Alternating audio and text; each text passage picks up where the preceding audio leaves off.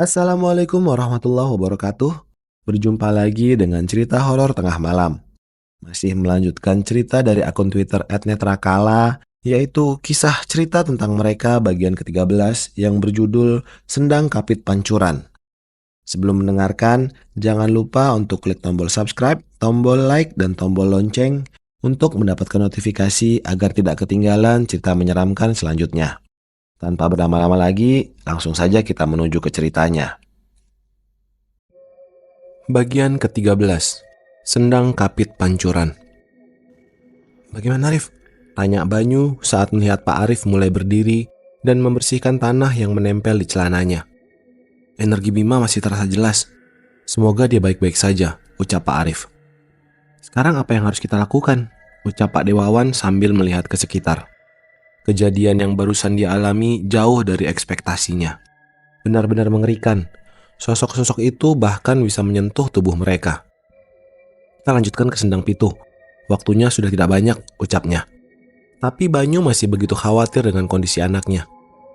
Kenapa kita tidak mencari Bima dulu?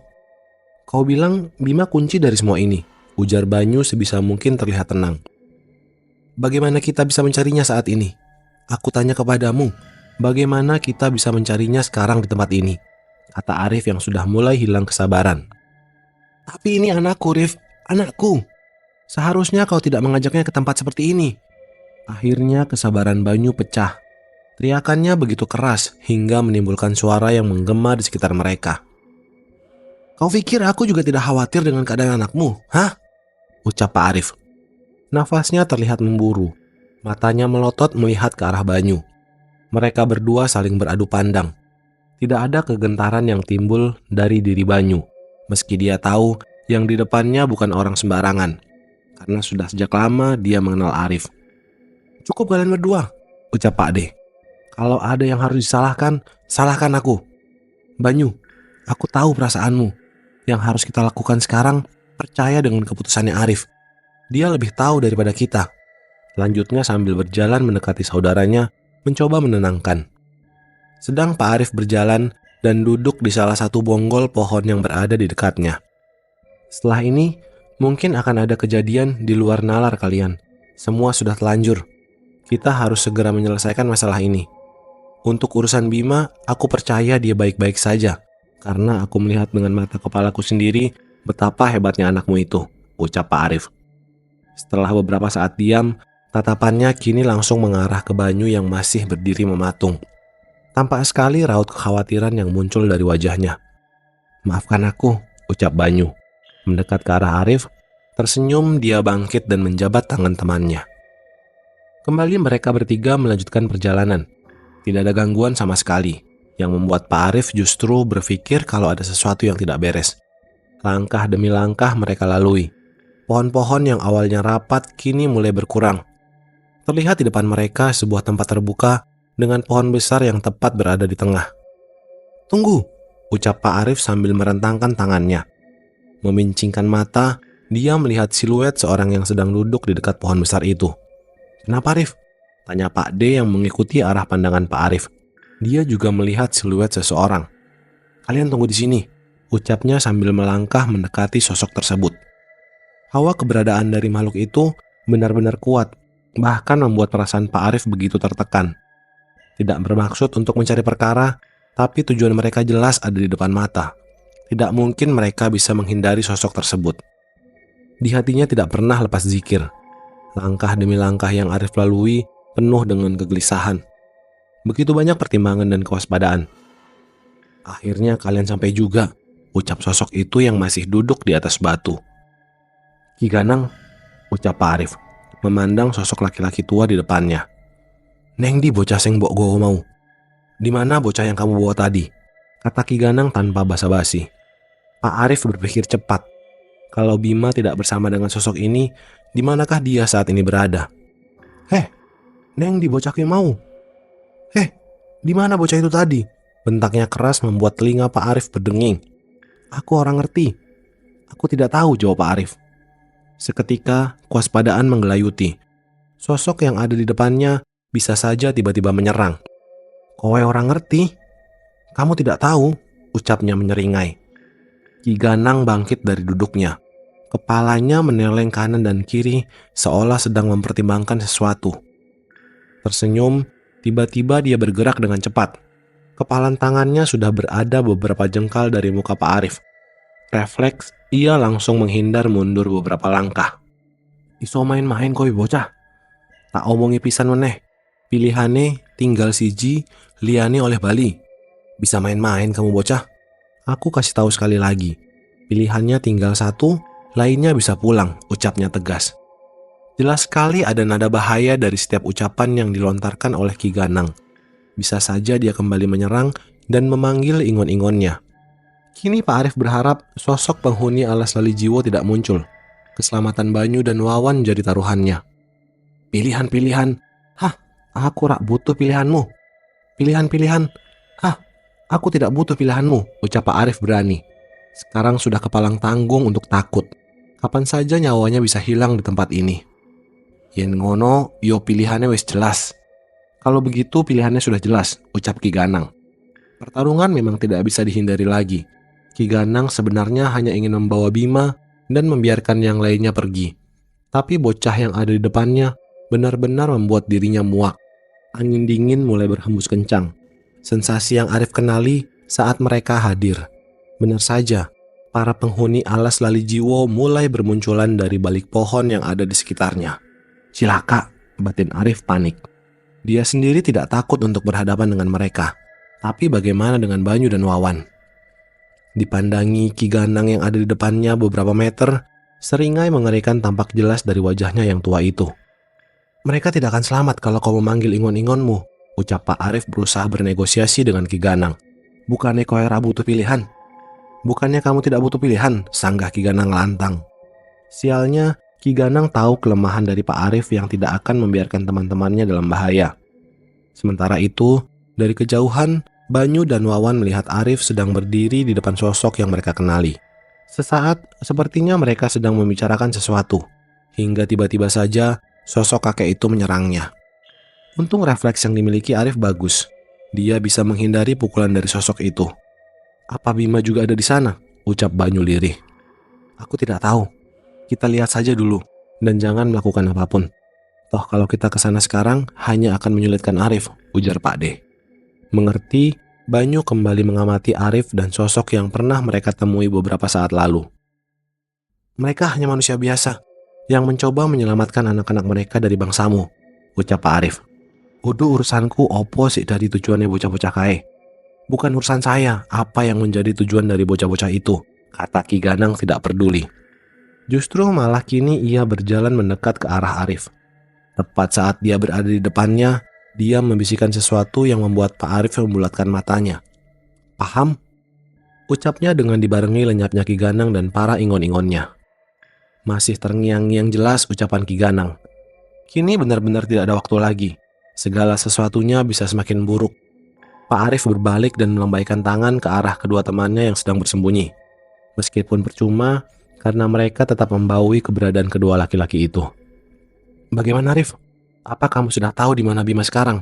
Tanya Banyu saat sudah berada di depan Pak Arif. Perasaan cemas benar-benar menguasai Banyu.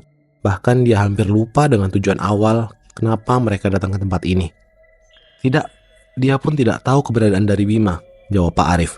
Dia tidak mau memberitahukan kalau sebenarnya sosok Ki Ganang juga mencari keberadaan dari Bima. Mendengar itu, Banyu dan Wawan kembali murung.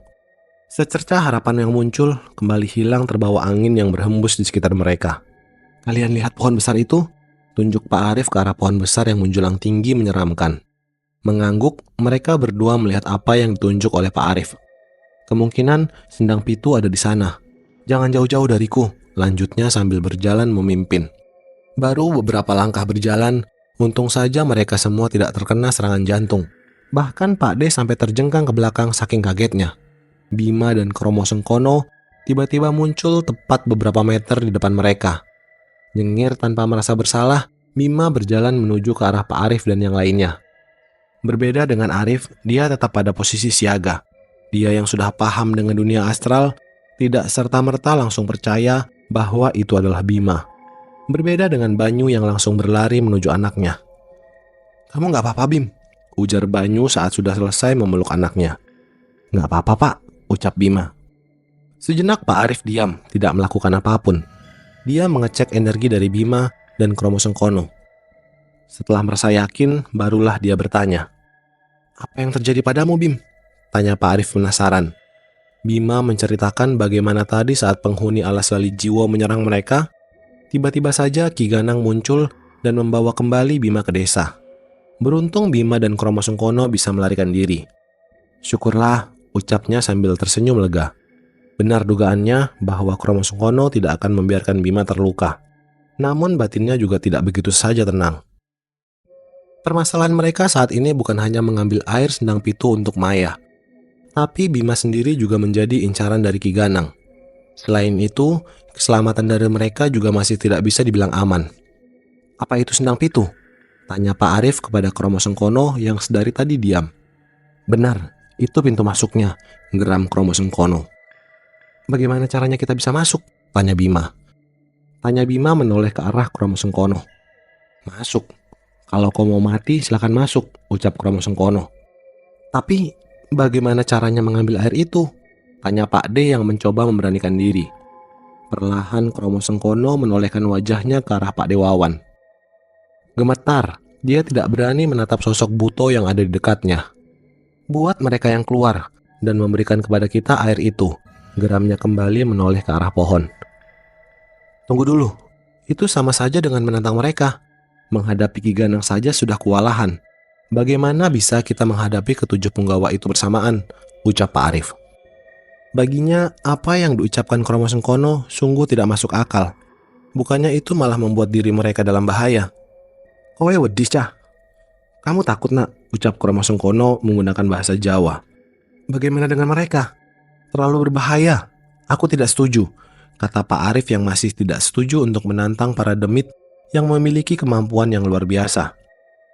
Pilihan ya pilihan, ucap kromosom Kono.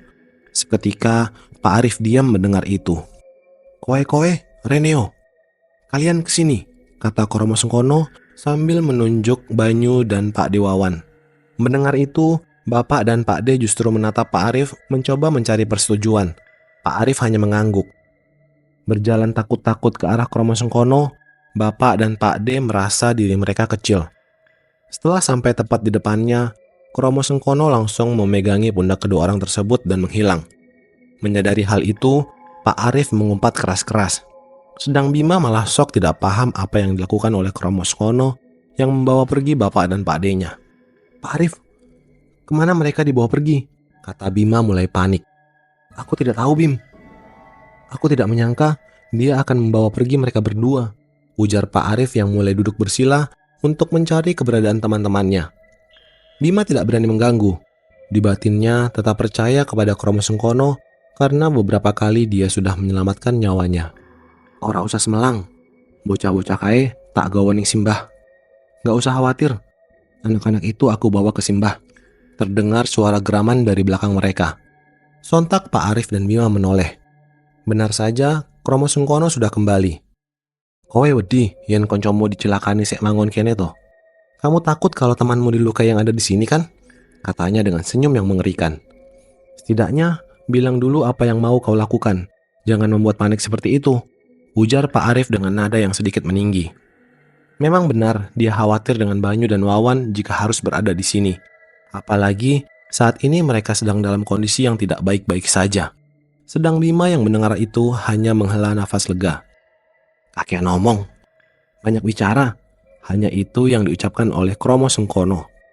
Beberapa saat mereka bertiga diam memandangi pohon besar yang ada di depannya. Bima sendiri tidak merasakan ketakutan yang besar, setidaknya untuk saat ini. Tapi jantungnya berdebar keras. Pilihan untuk menantang mereka juga bukan hal yang bagus. Meskipun saat ini dia sudah bisa menciptakan senjata dengan energinya. Bagi Bima ini sama halnya dengan bunuh diri. Persiapkan diri kalian, ucap kromosom Kono.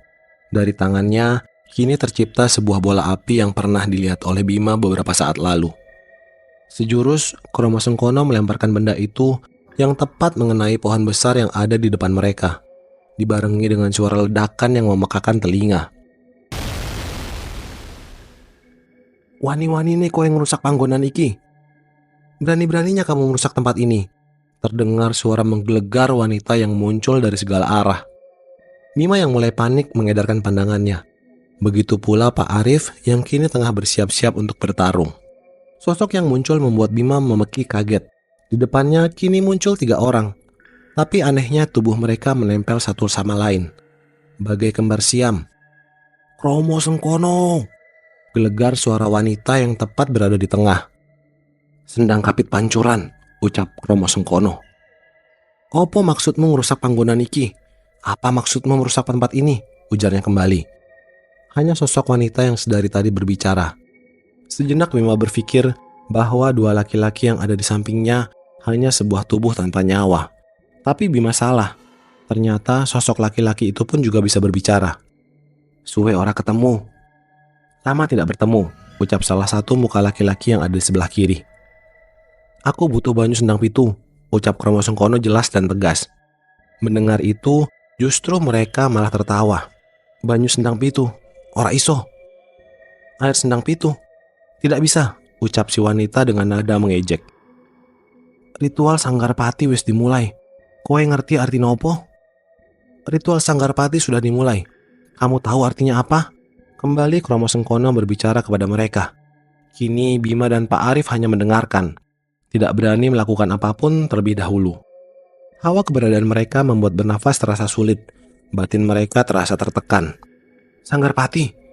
Sopo sek wani buka Sanggarpati sak durunge Nyai Tangi? Sanggarpati. Siapa yang berani membuka Sanggarpati sebelum Nyai bangun? Ucap si wanita heran. Kau tidak tahu, Dewi? Bahkan kau yang ditugaskan untuk menjaga tempat ini tidak tahu. Hahaha. Kini justru malah Kromo Sengkono yang tertawa dengan ketidaktahuan dari penggawa yang menjaga sendang pitu. Tiba-tiba saja sebuah serangan datang tepat di hadapan mereka. Refleks Bima yang tidak sehebat mereka membuat dirinya terpelanting ke belakang. Sedang Pak Arif berhasil menghindari serangan itu. Dengan sigap, Kromo Sengkono menangkap Bima dan membawanya ke sisi Pak Arif. Lindungi Bima, ucapnya lirih. Ah, peliharaanku, ucap Ki Ganang yang sudah berdiri di samping makhluk aneh yang Kromo Sengkono sebut sebagai Sendang Kapit Pancuran. Melihat kedatangan Ki Ganang, Pak Arif langsung bersiap untuk bertarung. Sosok Ki Ganang begitu liar. Bisa saja dia langsung menyerang tanpa ada aba-aba. Tunggu, aku masih belum selesai dengan Kromo Sengkono, ucap Dewi masih melihat Kromo Sengkono dengan tatapan yang tajam. Rampung no urusanmu, aku iso nunggu. Selesaikan urusanmu, aku bisa menunggu, ujarnya yang kini sudah duduk di atas batu. Melihat itu, Pak Arif sedikit geram. Bagaimana mungkin dia bisa sesantai itu, sedang dirinya dan yang lain merasakan bahaya kematian bisa datang setiap saat. Pisan meneh, opo maksudmu Sanggarpati dibuka? Sekali lagi, apa maksudmu Sanggarpati dibuka? Tanya si wanita yang bernama Dewi. Gendiswari, geram Kromo Sengkono. Gendiswari awalnya hanya ingin menambah ingon-ingon seperti kakek tua yang ada di sampingmu. Tapi setelah tahu kalau ingon-ingonnya memiliki darah Selasa Kliwon, dia berubah arah dengan ingin menjadikan sukma dari bocah kecil itu untuk membuka Sanggarpati. Lanjutnya, ojo langsung percaya Mbak Yu. Kromo Sengkono kuwi ra iso dipercaya. Jangan langsung percaya Mbak. Kromo Sengkono itu tidak bisa dipercaya, ucap laki-laki yang menempel di badan Dewi. Gendiswari lah bakal ngakoni kuwi. Aku ra iso ngei banyu sendang pitu. Titahe cempoko kuning jelas. Ojo sampai banyu sendang iki dienggo sembarangan. Gendiswari tidak akan melakukan itu. Aku tidak bisa memberikan air sendang pitu. Titah cempoko kuning jelas. Jangan sampai air sendang ini dipakai sembarangan. Ucapnya masih menatap Kromo Sengkono. Yen kui pilihanmu, ucap Kromo Sengkono dengan cepat. Dia sudah berdiri di depan mereka. Pukulan tangannya sudah hampir mengenai wajah wanita itu. Bima mengira Kromo Sengkono sudah mengenai secara telak. Tetapi salah. Sosok wanita itu masih berdiri, bahkan seperti tidak terkena apapun. Justru malah tiba-tiba saja Kromo Sengkono yang terpelanting mundur. Tubuhnya jatuh beberapa meter di depan Ki Ganang dan Dewi. Bocah wingi sore koyok kowe, kuanen. Bocah kemarin sore seperti kamu nekat, ucap Ki Ganang tertawa. Bima yang melihat itu sedikit ngeri. Jika benar sosok yang ada di depannya saat ini begitu kuat, bagaimana bisa dia dan yang lainnya melawan mereka semua? Sekian bagian ke-13 dari kisah cerita tentang mereka. Nantikan bagian ke-14 di video selanjutnya. Terima kasih sudah mendengarkan cerita horor tengah malam. Sampai jumpa di cerita selanjutnya.